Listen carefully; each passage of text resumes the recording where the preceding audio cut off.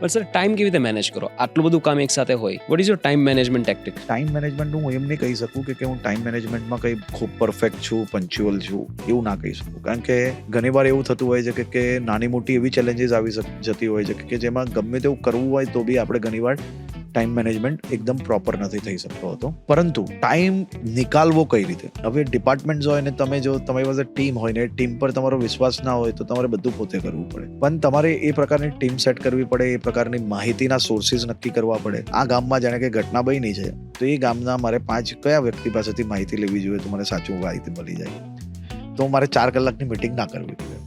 એટલે મિટિંગ કરવા બેસે એની પહેલા મારી પાસે 5 જણની માહિતી પાક્કી હોવી જોઈએ કે આ ગામમાં પોલીસે સાચું કર્યું છે, ખોટું કર્યું છે, કલેક્ટરે સાચું કર્યું છે, ખોટું કર્યું છે, કે મારા બીજા કોઈ ડિપાર્ટમેન્ટ હોય કે એમાં કોઈએ સાચું કર્યું છે કે ખોટું કર્યું છે.